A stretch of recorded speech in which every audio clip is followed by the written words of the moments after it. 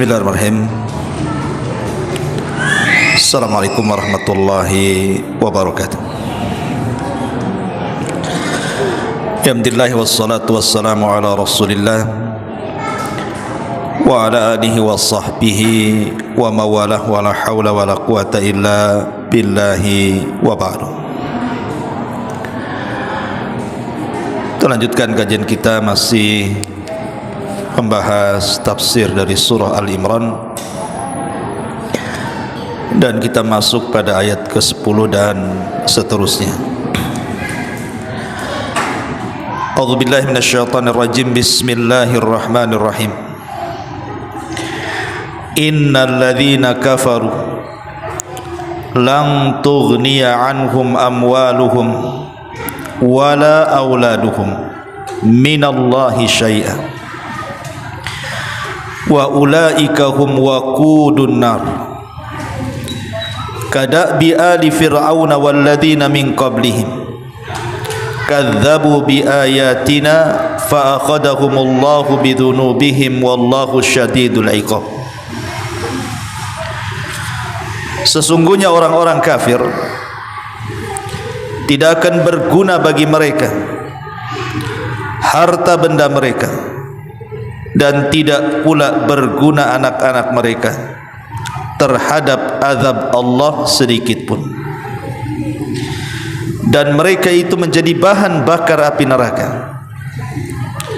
Keadaan mereka seperti pengikut Fir'aun dan orang-orang sebelum mereka. Mereka mendustakan terhadap ayat-ayat kami, maka Allah menyiksa mereka disebabkan dosa-dosa mereka, dan Allah sangat berat hukumannya kepada mereka. Taib, ma'asyiral muslimin yang dimuliakan Allah Subhanahu wa taala,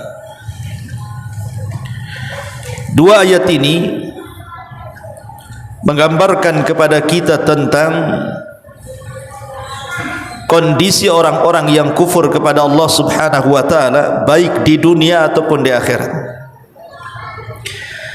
di mana tidak berguna bagi mereka harta dan juga anak mereka untuk meraih rahmat Allah Subhanahu wa taala di dunia ataupun di akhirat, ataupun tidak berguna bagi mereka baik harta atau anak-anak mereka untuk mencegah azab Allah di dunia ataupun di akhirat. Di sini Allah Subhanahu wa taala mengatakan, innal ladzina kafaru lan tughniya anhum amwaluhum wala auladuhum minallahi syai'an. Sesungguhnya orang-orang kafir tidak akan berguna kepada mereka harta benda dan anak-anak mereka dari Allah sedikit pun. Di sini Allah mendahulukan harta dibandingkan anak-anak, karena harta itu yang paling banyak membela pemiliknya. Kalau antum ada kasus, pasti antum berhajat kepada harta, entah untuk bayar pengacara, untuk tebus sana tebus sini, dan begitu seterusnya. Ataupun kalau kita ada masalah, pasti yang terbayang adalah harta dulu untuk menyelesaikan masalah. Baru setelah harta adalah anak-anak. Yang paling banyak menolong kita di dunia ini anak-anak. Kalau bapaknya di penjara, sibuk anaknya yang melepaskan bapaknya, kan itu. Atau kalau ada orang tersandung kasus keluarganya, maka anak-anaknya yang akan membelanya. Tetapi dua perkara ini, kata Allah Subhanahu wa taala, lan tughniya anhum, tidak bermanfaat bagi mereka sedikit pun minallahi syai'a. Kalimat syai'a ini litasghir, kata ulama tafsir, maksudnya sedikit ataupun banyak tidak akan manfaat bagi mereka. Makanya kita perhatikan pada hari kiamat ketika Allah Subhanahu wa taala berbicara tentang kebangkitan manusia di padang mahsyar. Pertama kali manusia dibangkitkan, apa kata Allah? Yauma yafirrul mar'u min akhi, yauma yafirrul mar'u min akhi wa ummihi wa abi wa sahibatihi wa bani likulli imri'in minhum yawma idzin sya'nun yughni. Pada hari ketika manusia dibangkitkan, manusia lari dari kawannya, lari dari ayah ibunya, lari dari pasangan dan anak-anaknya. Semua manusia sibuk dengan perkaranya masing-masing. Padahal di dunia orang-orang ini orang-orang yang dicintai mereka. Yang namanya kawan, orang tua, pasangan, anak-anak itu kan sesuatu yang kita dekat di dunia. Yang paling melekat dengan kita di dunia orang-orang ini. Tapi nanti pada hari kiamat mereka itulah tidak ada gunanya sama sekali. Justru mereka lari dari saudaranya, lari dari orang tuanya, lari dari kerabatnya, dari pasangannya, dari anak-anaknya, takut berjumpa dengan mereka malah. Bahkan Al-Imam Ibn Rajab Al-Hambali mentafsirkan kenapa mereka lari satu dengan yang lainnya, takut satu dengan yang lainnya menuntut kezaliman di dunia. Boleh jadi seorang ayah mendolimi anaknya, istri mendolimi pasangannya, anak mendolimi orang tuanya. Nanti pada hari kiamat menuntut atas kezalimannya. Makanya mereka lari satu dengan yang lainnya. Atau boleh jadi karena ketakutan yang luar biasa sehingga mereka tidak peduli dengan orang-orang di sekitarnya. Yang jelas mereka hanya ingin menyelamatkan diri-diri mereka sendiri. Dari sini kita katakan lan tughniya anhum amwaluhum wala auladuhum minallahi syai'an. Tidak ada guna harta dan anak-anak mereka sedikit pun di hadapan Allah Azza wa Jalla. Bahkan kalau kita lihat hadis syafaat, ketika manusia harus berdiri dan tidak bisa duduk apalagi berbaring ketika matahari didekatkan 1 mil di atas kepala, mereka bingung harus apa yang mereka lakukan saat itu karena tidak ada keputusan dari Allah Subhanahu wa taala. Mereka menunggu sehingga mulailah mereka berjalan menuju Adam alaihi salam. Tapi Adam mengatakan, nafsi nafsi, urus diri kalian, urus diri kalian. Saya tidak bisa menolong kalian karena saya pernah melakukan hal yang membuat Allah murka yang tidak pernah murka sebelum dan sesudahnya. Sebaiknya kalian datang kepada Nuh. Tapi ucapan Nuh juga sama dan mengatakan nafsi nafsi, urus diri kalian, urus diri kalian. Sebaiknya kalian datanglah kepada Ibrahim.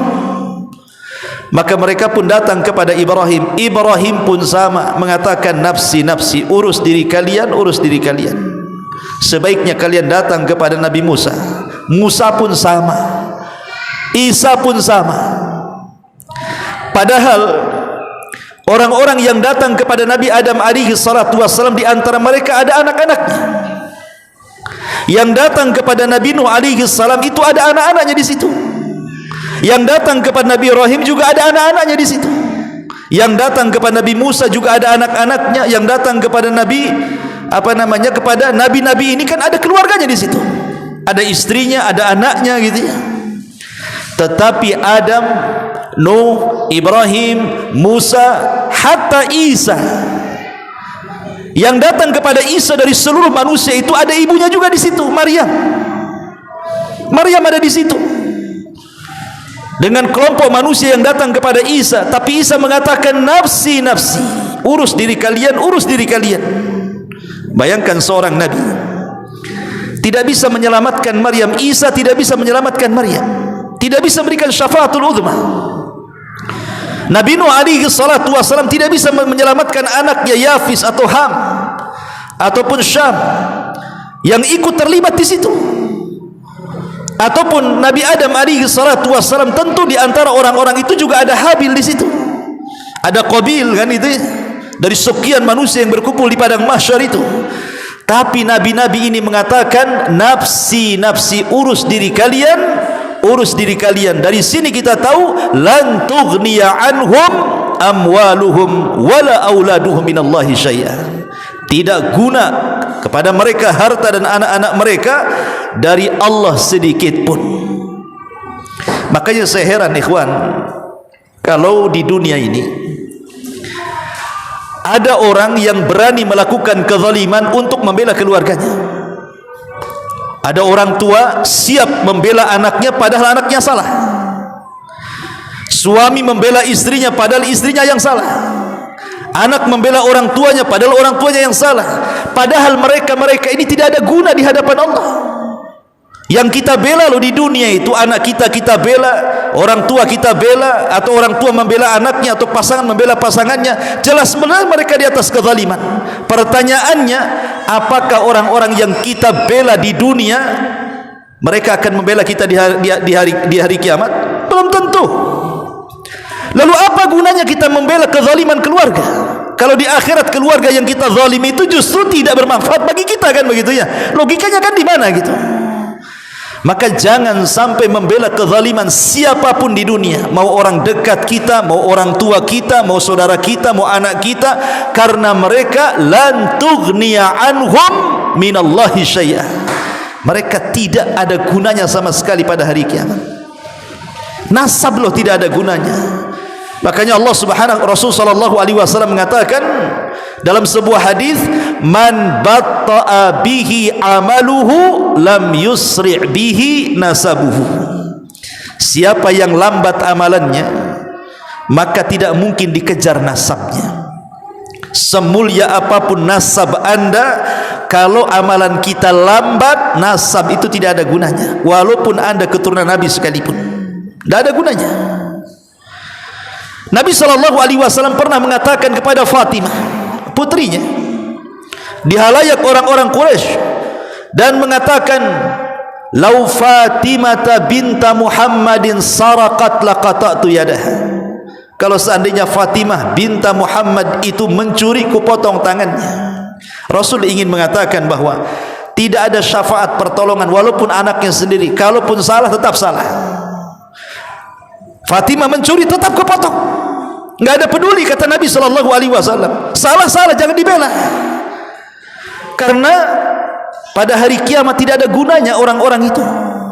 Sebagaimana Nabi SAW juga mengatakan dalam riwayat yang lain kepada Fatimah, ya Fatimah binta Muhammadin salini ma syi'ti la ugni anki minallahi syai'a. Fatimah, putra-putri Muhammad, mintalah sesukamu tentang dunia ini, karena aku tidak bisa memberikan manfaat kelak pada hari kiamat di hadapan Allah Subhanahu wa taala. Rasul sendiri tidak bisa menyelamatkan Fatimah pada hari kiamat. Makanya di sini Allah katakan, innal ladzina kafaru lan tughniya anhum amwaluhum wala auladuhum minallahi syai'a. Bahkan Allah Subhanahu wa taala mengatakan dalam surah An-Nahl ayat 111, yauma ta'ti kullu nafsin tujadilu an nafsiha wa tuwaffa kullu nafsin ma amilat wa hum la yudlamun, atau la yadlamun, wa hum la yudlamun. Ingatlah pada hari ketika setiap orang datang untuk membela dirinya sendiri, dan bagi setiap orang diberi balasan untuk, atau diberikan balasan secara penuh dengan apa yang telah mereka kerjakan, dan mereka tidak akan dirugikan sedikit pun. Lihat bahasa Al-Quran, yauma ta'ti kullu nafsin tujadilu an nafsiha. Ingatlah pada hari ketika setiap orang datang menghadap Allah membela dirinya masing-masing. Artinya bahwa pada hari kiamat itu tidak ada gunanya lawyer itu, karena memang tidak ada lawyer. Di dunia kalau antum ada masalah, antum bisa cari pengacara yang kondang, yang hari-hari nampak tuh, yang suka duduk di kopi itu, antum bisa lah bayar itu orang itu, ya. Di dunia bisa kita bayar lawyer dengan uang setumpuk kita. Di akhirat lawyer saja butuh lawyer, lawyernya butuh lawyer, dan tidak ada yang jadi lawyer kali itu. Siapa? Karena Allah Subhanahu wa taala yang mengatakan dalam sebuah ayat, yauma la tamliku nafsun li nafsin syai'a wal amru yauma idzin lillah. Pada hari ketika seseorang sama sekali tidak berdaya menolong orang lain, dan segala urusan pada hari itu dalam kekuasaan Allah Subhanahu wa taala. Enggak ada yang bisa membela siapapun kecuali dirinya di hadapan Allah. Wattaqu yauman la tajzi nafsun an nafsin syai'ah wa la yuqbalu minha syafa'atu wa la yu'khadhu minha adlun wa lahum yunsarun. Dan takutlah kamu pada hari ketika tidak ada seorang pun dapat membela orang lain sedikit pun, sedangkan syafaat dan tebusan apapun dari dirinya tidak diterima dan mereka tidak akan ditolong. Abu Jahal ataupun Abu Lahab, saat turun ayat tabat yada abi lahabi wa tab, dia kumpulkan orang-orang seprofesi dia, kawan-kawannya dikumpulkan, kemudian disesumbar dan mengatakan laukana ma qala Muhammadun la sadiq. Apa kata Abu Lahab? Kalau yang dikatakan si Muhammad itu benar, sayasla narang dzatalah, bahwa aku akan masuk ke dalam neraka yang menyala-nyala, kata Abu Lahab. Apa kata Abu Lahab?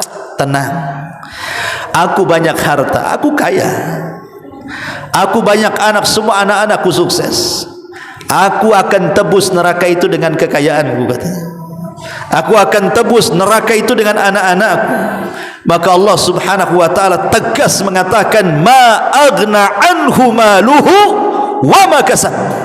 Gak ada guna hartamu wahai Abu Lahab, gak ada guna pula keturunan wahai Abu Lahab. Kalau sudah masuk neraka, malaikat Zabaniyah tidak bisa disogok dengan harta. Harta dari mana? Dibangkitkan saja telanjang, tanpa dikhitan, tanpa pakai alas sandal, tanpa menggunakan harta di badan. Apa yang mau ditebus?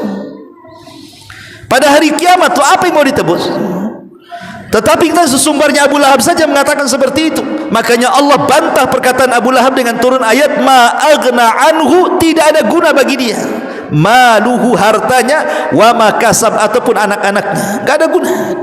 Lan tughniya anhum amwaluhum wala auladuhum minallahi syai'a. Tidak ada guna harta benda mereka dan anak-anak mereka sedikit pun dari Allah subhanahu wa ta'ala. Ma'asyiral muslimin yang dimuliakan Allah azza wa jalla, dahulu di zaman Bani Israel, ada yang mengatakan kisah Israiliyat karena tercantum dalam surah Al-Kahfi isyaratnya. Ketika ada dua orang, yang satu kufur nikmat, yang satu syukur nikmat. Ini berkawan dua orang ini, satunya syukur nikmat, satunya pula kufur nikmat. Yang syukur, yang kufur nikmat ini diberikan perkebunan yang tidak pernah dizalimi hasilnya. Diberikan dua kebun yang sangat luas dan menghasilkan, tidak ada musimnya, musim terus, kaya raya. Yang satu yang syukur nikmat pula tak punya apa-apa, fakir miskin, tapi dia bersyukur akan kondisinya. Kemudian yang syukur nikmat ini datang minta pekerjaan kepada yang kufur nikmat ini, karena dulunya kawan akrab, tapi bukannya dikasih pekerjaan malah dicaci maki. Kemudian dia sombong dengan kekayaannya dan mengatakan ma adzunnu an tabida hadhihi abada. Aku tidak yakin kekayaan ini akan musnah. Inilah yang akan mengekalkan diriku, katanya. Sombong dia, dikiranya harta bisa mengekalkan dirinya, dikiranya harta itu bisa menyelamatkan dirinya. Ikhwan, sehebat apapun jabatan di dunia, sebut dia presiden, menteri, apalagi di bawahnya lagi, boleh jadi wali kota ataupun setingkat jenderal ataupun setingkat bos di perusahaan-perusahaan di dunia, sebutan itu melekat pada mereka. Pak presiden silahkan, Pak menteri silahkan, Pak wali kota silahkan, bos ini silahkan. Itu di dunia melekat lakob itu kepada mereka. Tapi ketika kemudian orang-orang ini mati, meninggal dunia, jasadnya sudah dibungkus dengan kain kafan, lakob-lakob itu hilang dengan sendirinya.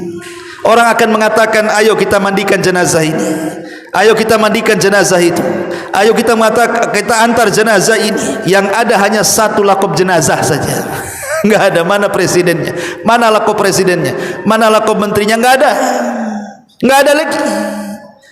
Bahkan baju kebesaran mereka yang mereka selalu pakai, dengan pangkat di badan mereka yang entah berapa pangkat itu, dari pundak, kiri, kanan, depan, belakang, penuh dengan penghargaan, ketika meninggal hilang semua itu.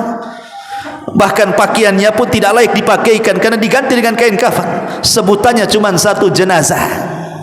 Hilang lakob-lakob itu. Makanya kalau seandainya saya nasihatkan kepada siapapun yang Allah berikan atau Allah bentangkan kekayaan, letakkan kendaraan yang indah Anda di hadapan Anda, letakkan mobil ada di hadapan Anda. Rasul mengatakan, ahbib ma syi'ta fa innaka mufarik. Cintai sesukamu, mobil itu akan meninggalkan kamu. Letakkan rumah yang indah itu di depan kita. Kemudian kita ingat sabda Nabi sallallahu alaihi wasallam, ahbib ma syi'ta fa innaka mufarik. Cintai sesuatu yang kau cintai di dunia, nanti mereka akan meninggalkan kita. Semua akan ditinggalkan. Orang mati itu tidak mungkin mobilnya juga masuk, rumahnya masuk, tanah yang luas cuma tanah hanya sepeta saja bagi dia. Artinya dari sini apa? Tidak ada guna harta itu. Tidak ada guna pada hari kiamat. Itu maksudnya Allah Subhanahu wa taala ingin singgung di sini, innal ladzina kafaru lan tughniya anhum amwaluhum wala auladuhum minallahi syai'a. Dan lebih ngerinya Allah tutup ayatnya, wa ulaika hum waqudun nar, naudzubillah. Dan mereka manusia-manusia kufur itu akan menjadi bahan bakar api neraka. Ulama mengatakan kalimat waqud artinya bahan bakar neraka itu manusia. Manusia itu akan terbakar dan akan membakar yang lainnya. Itu maksudnya. Kalau kita ini masa dulu gitu ya, masa belum ada kompor gas, kompor minyak, orang masih pakai kayu bakar. Berarti bahan bakarnya pakai kayu bakar. Kayu bakar itu yang dibakar. Lah bahan bakar neraka itu manusia. Manusia itu akan terbakar dan membakar yang lainnya. Itu makna waqud. Jadi kelak pada hari kiamat, manusia-manusia itu akan menjadi waqudun nar. Dia sendiri terbakar, kemudian membakar yang lainnya. Naudzubillah. Ya. Kemudian Allah Subhanahu wa taala ingin mencontohkan kadabi ali fir'auna walladzina min qablihim. Keadaan mereka seperti keadaan pengikut Firaun dan orang-orang kafir sebelum mereka. Seolah-olah ayat ini ingin mengatakan, lihat Fir'aun itu, atau lihat orang-orang sebelum Fir'aun dari kaum Ad, kaum Samud, kaum Sodom dan kaum-kaum sebelumnya. Lihat mereka, tidak manfaat bagi mereka harta mereka, tidak juga manfaat bagi mereka anak-anak mereka, dan mereka akan menjadi bahan bakar neraka. Seolah-olah Allah ingin katakan seperti itu. Lalu kenapa kemudian Allah Subhanahu wa taala menyebut keluarga Firaun? Bukankah tokoh-tokoh kafir di dalam Al-Qur'an itu banyak sekali yang diazab oleh Allah Subhanahu wa taala? Sebelum Firaun ada kaum Ad, kaumnya Nabi Hud. Sebelum Firaun ada kaum Samud, kaumnya Nabi Saleh. Sebelum Firaun ada kaum Sodom, kaumnya Nabi Lut. Sebelum Firaun ada kaum Mu'tafikah dan begitu seterusnya. Kenapa Allah Subhanahu wa taala justru sebutkan pertama kali kadabi ali Firaun, seperti keluarga Firaun? Kenapa tidak disebut kaum Samud, kaum Ad, kaum Sodom dan yang lainnya? Sebagian para ulama mengatakan karena ada 3 sebab. Kenapa didahulukan perkataan keluarga Firaun? Pertama, karena zamannya lebih dekat kepada Nabi. Firaun ini zamannya lebih dekat kepada Nabi dibandingkan kaum Ad, lama jauh gitu ya. Yang kedua, Firaun ini lebih masyhur, semua orang tahu. Sebut Firaun saja, di barat, di timur, di selatan, di utara, semua tahu. Orang Islam, orang kafir, ahli kitab, Nasrani, Yahudi, semua orang tahu. Sebut Firaun, tahu. Tapi kalau disebut Samud, boleh jadi orang tidak tahu. Makanya diambil yang paling masyhur. Yang ketiga, karena konteksnya ini sedang membantah siapa? Sedang membantah orang-orang Nasrani Najran. Saya sudah dari awal sudah saya katakan, ayat 1 sampai 80 ini dialog Rasul bersama siapa? Orang kafir Nasrani Najran. Dan Fir'aun itu semua dikenal. Tapi kalau kaum Ad, kaum Samud itu hanya orang Arab saja tahu ceritanya, tapi ahli kitab tidak tahu. Tetapi kalau disebut Fir'aun, orang Arab tahu ceritanya, ahli kitab juga tahu ceritanya. Makanya Allah Subhanahu wa taala ingin mempermisalkan keluarga Fir'aun karena kisah ini sudah mereka ketahui, baik orang Nasrani ataupun orang-orang Yahudi. Tahu kisah Fir'aun, ditenggelamkan Fir'aun itu. Adapun kalimat kadabi ali Fir'aun, kadabi kebiasaan Fir'aun itu tidak lepas daripada kekufuran, kezaliman, kesewenang-wenangan dan kefajiran yang luar biasa. Dia membunuh anak-anak bayi-bayi laki-laki hanya karena berdasarkan mimpi. Dan yang lebih parah lagi, dia menentang nabinya. Dan lebih parah lagi, dia mengaku dirinya Tuhan dan mengatakan ana rabbukumul a'la, saya Tuhan kalian yang paling tinggi. Baru setelah itu Allah katakan walladzina min qablihim, baru orang-orang kafir sebelum mereka, sebelum Fir'aun, kaum Thamud, kaum Ad, kaum Sodom, Mu'tafikah dan begitu seterusnya, kadzabu bi ayatina, ketika mereka mendustakan ayat-ayat kami, apa yang terjadi? Fa akhadahumullahu bidzunubihim, maka Allah Subhanahu wa taala azab dengan dosa mereka. Makanya Allah Subhanahu wa taala mengatakan dalam surah Al-Ankabut ayat 40, apa kata Allah? Fakullan akhadna bidzambihi faminhum man arsalna alaihim hasiban wa minhum man akhadathumus sayhatu wa minhum man khasafna bihil arda wa minhum man aghraqna wa ma kana Allahu liyadlimahum walakin kanu anfusahum yadlimun. Masing-masing mereka kami azab karena dosa-dosa mereka. Di antara mereka ada yang kami timpakan kepada mereka hujan dari batu. Siapa? Kaum Lut, dihujani batu. Ya. Kemudian dan di antara mereka ini ditimpa dengan suara keras yang mengguntur seperti kaum Ad dan Thamud. Jibril berteriak, satu kali teriakan yang mengguntur, semua mati di rumah-rumah mereka bergelimpangan. Dan di antara mereka ada yang kami lenyapkan, ditelan oleh bumi seperti Qarun, ditelan oleh bumi, dia dan seluruh hartanya. Dan di antara mereka ada yang kami tenggelamkan seperti siapa? Fir'aun, kami tenggelamkan ke dasar lautan. Allah sama sekali tidak hendak menzalimi mereka, akan tetapi merekalah yang menzalimi diri-diri mereka sendiri. Makanya Allah mengatakan fa akhadahumullahu bidzunubihim wallahu syadidul iqab, dan Allah sangat berat hukumannya. Wallahu alam. Sampai di sini. Subhanakallahumma bihamdika asyhadu an la ilaha illa anta astaghfiruka wa atubu ilaik. Allahu ta'ala alam. Assalamualaikum warahmatullahi wabarakatuh.